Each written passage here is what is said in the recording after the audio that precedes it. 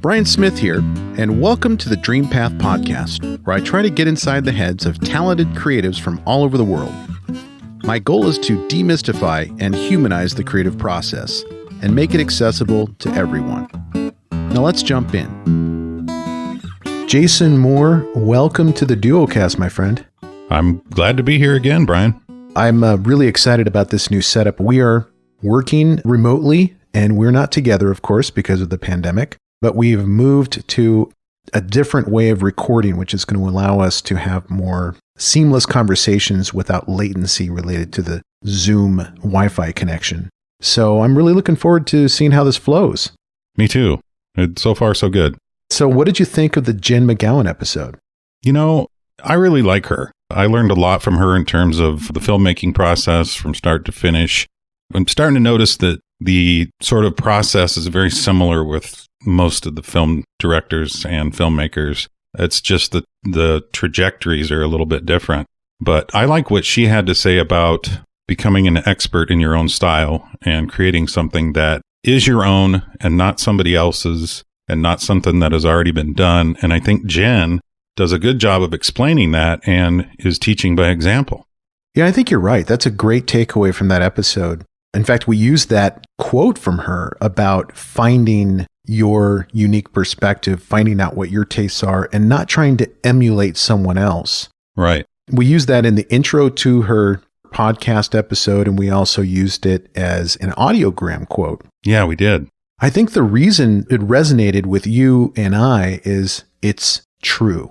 It's true. It's universal truth that some guests are able to put out there. And that's what I look for when I'm editing these episodes, or not editing, you do the editing. But when I go through them and I kind of do last minute suggested edits, I'm also looking for little nuggets of wisdom. Yeah. And Jen was able to give us a few of those. It actually was kind of tough to pick the one that I wanted to use for her quote. But Jen obviously has become a force in the film community.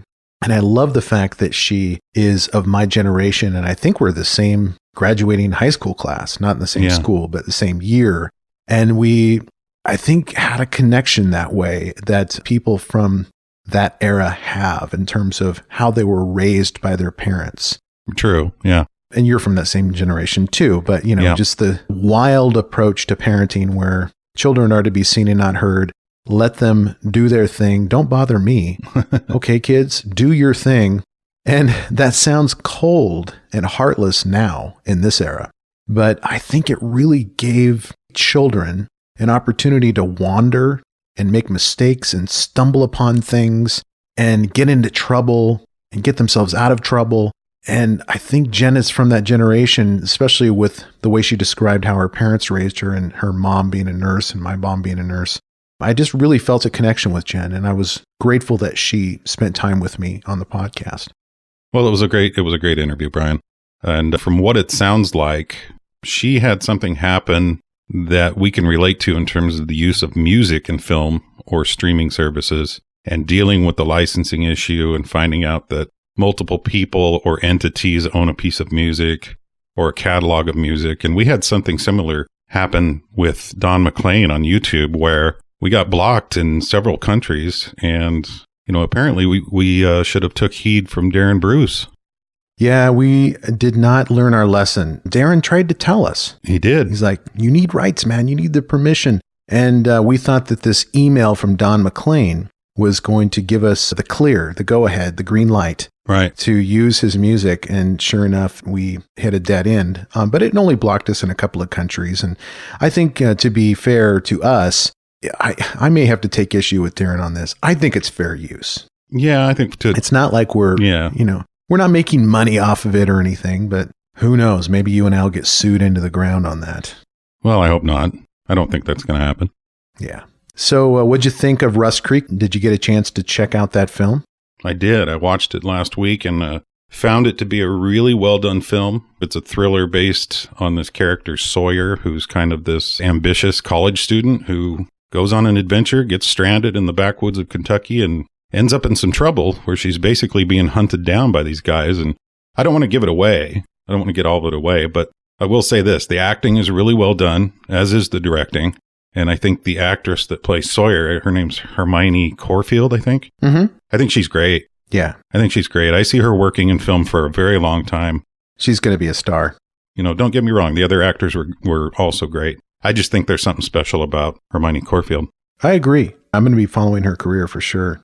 I'm glad you had a chance to look at that film. It's neat to be able to look at the work of our guests before and after these interviews so that we can make sense of what the lessons are from the interviews and make sense of, who these people are and what they're creating and what we're actually talking about. And so thanks for watching that and sharing your thoughts on it. Oh, yeah. Great little film for sure. So, Bryan, I was just going to ask you how things are going with Sundance. Well, great question, my friend. I have been watching some Sundance films over the last week. The festival actually started a week ago today. We're recording on a Thursday. And the films have been overwhelming in terms of the sheer number of films to watch. And I have not been able to watch nearly as many as I'd like to, but I have been able to watch a few. And of course, the whole experience is online this year. So it's very strange because I've been to Sundance multiple times and it's such a singular, unique experience to wait in line for an hour before the film, get your seat, see the director talking about the film before, he's up on stage or she's up on stage talking about the filmmaking process and what to expect. And then you watch the movie with them and you hear them afterwards during the Q&A talking about what it was like to make this movie. And so that whole experience of the before, the during, and the after at Sundance is gone. You do get to hear from the director or the producer or both before you watch the film. They kind of put that in so you're forced to watch it before you watch the movie, which is fine with me. I love hearing the perspective of the director and seeing who made the film before I watch it. And then afterwards, there is a Q&A that you can watch. So it does kind of mimic the in-person experience a little bit, but it's definitely different and a little bit sad that we don't have that in-person experience this year. It is sad, but at least you get to, pick and choose what you want and not have to wait in the line and spend the money to go down there and get the, the hotels and the plane ticket and all that. Good point, Jason. I think we're realizing that there's a lot of things that we did before the pandemic, which are not really necessary anymore. Right. So I hate to admit it, but we don't need to go to the office anymore, at least not as often. We don't need face-to-face meetings with folks anymore. We don't need to commute and drive and waste gas and car maintenance money and parking fees and all of that. Well, same thing with Sundance. I think we're realizing we can get a similar experience online. And this is going to change. This is going to be a game changer for the film festival community. They're really going to have to dig deep and figure out, are we going to make online streaming a permanent part of this experience? And of course, I don't think the theater experience is ever going to go completely away because people want to see films in movie theaters. So I think that's going to happen. But I also think that they're going to be offering online participation more now that they're figuring out the technology and they're realizing there's folks that just cannot afford to go to Park City or to Austin or to Cannes and see these films. It's tens of thousands of dollars sometimes to take these trips, hotel fees and plane tickets and food and all of that. So in a way, it's kind of a democratization. We've heard that word a lot these days with the Robinhood trading on the GameStop app. Oh, yeah. Democratization, which is just making things more accessible to regular people. And I like that about the film festival experience at Sundance this year. It's like the film festival passes are cheaper, they're more accessible. You can watch these movies from the comfort of your own home on your couch with your family. And to get back to your original question, Jason, I have watched, 5 Sundance movies so far, and I'm scheduled to watch a couple of more because I have publicists that are trying to get me to watch trailers and to interview some directors that are pretty exciting. But I've seen One for the Road, which is a movie about a bar owner, a high-end nightclub / bar owner in New York City who is from Thailand. And he has to go back to Thailand to be with his friend who is dying of leukemia. Oh, okay. It's a road trip movie, and it's mostly in the Thai language. So it's all subtitled or mostly subtitled. But in a very long movie, too. I think it was over 2.5 hours long. Wow. But I watched this with my wife and my youngest daughter, Izzy, and I was surprised at how captivating it was and how moving it was. And I'm normally, after an hour and a half, I'm done. I just don't have the attention span for long movies anymore. But this one really had me, and it brought me to tears. You know, the tearful part of it for me was not necessarily that the friend was dying, but it was the relationships that he was going back and dealing with, kind of the unfinished business of multiple relationships that he was dealing with throughout the film. And that was the road trip part of the movie. And I love road trip movies. Yeah, me too. And this is a road trip movie. So another film I watched is First Date. It's kind of a comedy. It's a crime thriller / comedy. And it's almost like Adventures in Babysitting. You remember seeing that movie? Oh, that was a long time ago. Yeah, I do kind of remember seeing that. Yeah, Elizabeth Shue was in that film. Yeah. And she's babysitting a couple of kids, and they end up going on this adventure involving all kinds of shenanigans and capers and criminals. And it was a classic film from the 80s. But I definitely remember watching that now. But this First Date movie has a lot of that vibe to it. There's just this one night where all of this shit is happening. I think it was the first film for the directors and screenwriters, and a lot of the acting was phenomenal, despite the fact that these are brand new young actors in this film. And that was a lot of fun to watch. And the reason I watched that one in particular is I have a connection to one of the actresses who has a role in that film, and I may be interviewing her down the road. But great. Yeah, another film I watched is John and the Hole. And it's a bizarre, dark, very off the beaten path type of film. But let me give you the setup. So John, well, I think you need to, because when I saw that title, I immediately went a different direction, but go ahead. Okay, John and the Hole. Yeah, this is kind of a family-friendly movie. So yeah, the title is a little bit deceiving. But John in the movie is a 13-year-old kid, finds a bunker in the woods, and decides that he wants to put his family, played by parents Michael C. Hall of Dexter and Jennifer Ely, I'm not sure how to pronounce her last name, but it's E-H-L-E, as well as his sister, played by Thaisa Farmiga, put him in the bunker. And so I'm not going to say how he does this, but he puts his entire family in the bunker and leaves them there. Oh, wow. Okay. So he decides he's going to live his best life, Jason. And his best life involves basically chicken nuggets and video games in the house with no parents or sister around. Sounds like the life for sure. So it's kind of a fantasy for every 13-year-old, right? Get rid of everybody in the house, and that's what he does. But I've probably given away too much. So spoiler alert, too late. I gave away part of the premise of the film, but it was great start to finish. Although if you're looking for a very satisfying storybook ending, this is not the movie for you. It's not the thing, huh?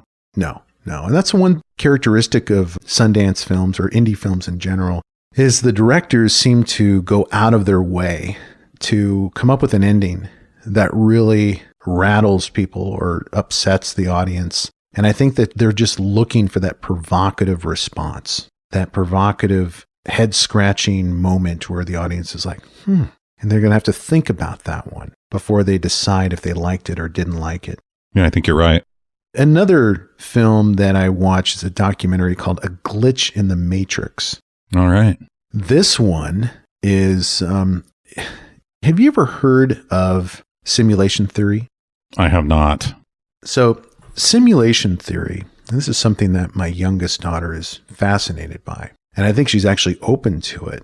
But it was her idea to watch this documentary. And simulation theory stands for the proposition that we are living in a simulation, that this is not real. What you and I are doing right now is basically happening in the context of a video game. Okay. Or some other universe is controlling what you and I are doing. And I'm probably grossly mischaracterizing what simulation theory is, even though I've seen the entire documentary, Glitch in the Matrix, start to finish. And I've heard about it before a little bit. I mean, Philip Dick, you know who Philip Dick is? I don't, but this simulation theory is, it's starting to ring a bell. I've heard it. Yeah, so we go from John in the Hole to Philip Dick. I'm throwing all kinds of titles and names at you that your mind and imagination are going to run wild with. But Philip K. Dick wrote novels. I think he wrote like over 50 of them. And some of them were turned into movies. One of them is Blade Runner, which I'm sure you've heard of. Oh, yeah. Total Recall was another one with Arnold Schwarzenegger. Oh, yes, of course. Minority Report with Tom Cruise. And so this documentary, A Glitch in the Matrix, shows footage of Philip Dick talking about simulation theory. He was a big believer in it. He died very young of some illness in his 50s, but he was a big proponent of simulation theory and just didn't think that any of this was real. And I didn't know that about Philip Dick. I guess I should have presumed that looking at the movies that were made based upon his books. But I was pretty fascinated by the concept because the folks that were featured in this movie, present day people who are still alive, they're like MIT grads, Harvard grads. Elon Musk is a simulation theory guy. Oh, yeah. I believe that. So you have very smart people who are intellectual giants who believe in simulation theory, or at least are open to it. So it's kind of an eye-opening documentary to see.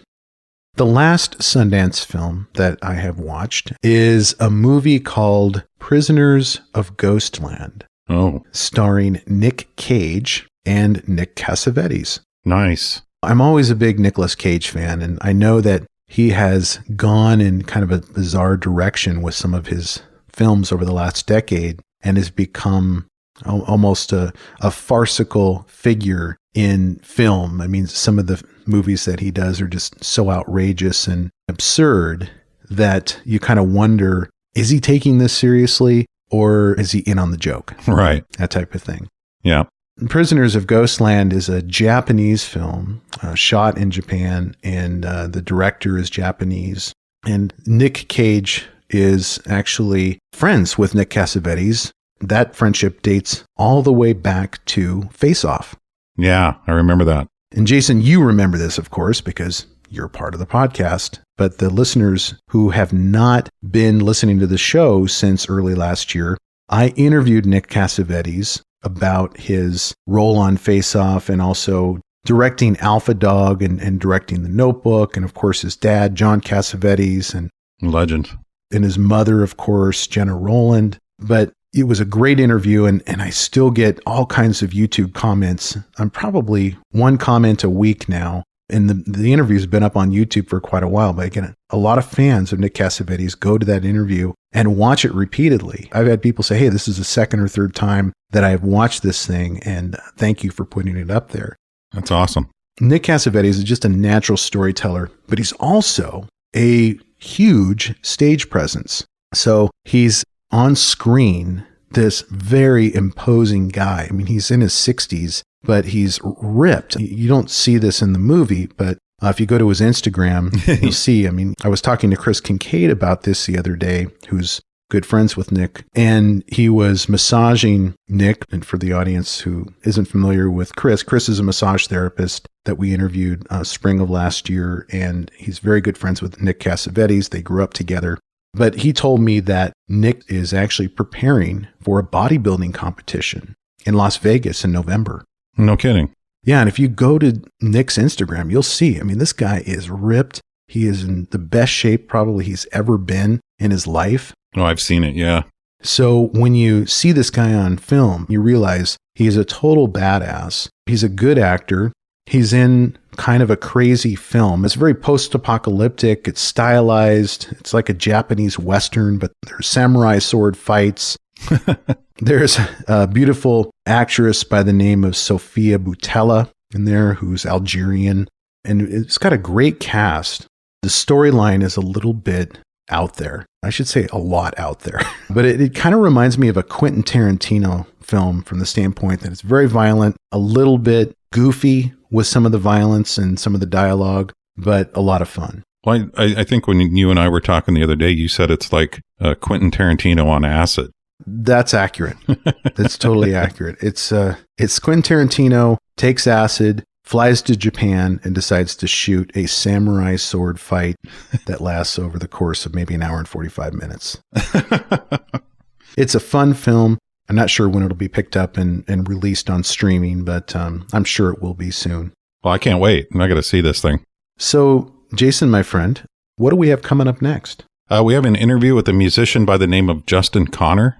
I'm really looking forward to hearing that. I have not heard any of the interview. It's all just fresh in my mind, though. I think I was telling you about the connection that I made with Justin and how it was very similar to the connection that I made with Chris Kincaid. Yeah. There's just certain people, when you're talking to them, you instantly know that they are going to be in your inner circle and you're going to be in theirs. And it feels like you've known them for your whole life. Yeah, that's great.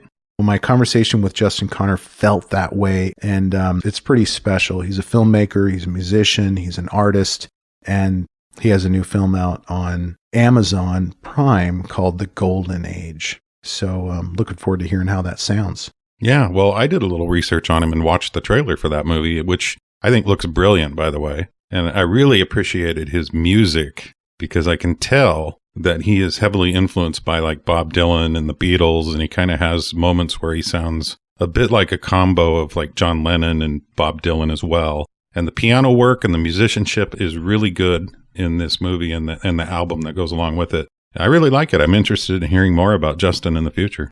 Yeah, he's not just a good musician, but he is a songwriter. Yeah. He wrote these songs. He is the songwriter for every song in that movie. And I have immense respect for songwriters because, I can write a short story, I can write a screenplay and feel like I can do this thing. It may not be good, it may not get sold, but at least I can do the thing and I can at least pretend that I'm a writer. When it comes to writing songs, there's a real block that I have. It doesn't matter if I'm picking up a guitar, which I'm way more comfortable with than a piano, or on a piano or a mandolin or whatever the instrument is. There's some type of psychic block that I have to unlock to be able to tap into that songwriting aspect of my creativity. And so to see him basically write an entire soundtrack to a movie exclusively for the purpose of telling this story in this movie. Right. Not to become a rock star, not to become a famous musician, but he's contributing toward the narrative of the film through these songs. Yep. And they're great fucking songs. They're good. So anyway, looking forward to that. And thanks for being on the Dualcast, my friend. Thanks for inviting me. And I like the way that we're doing this right now. This works. It does. It sounds way better in my earphones. It flows better. Just feels like we're having a more real, connected conversation. I agree. Sounds good.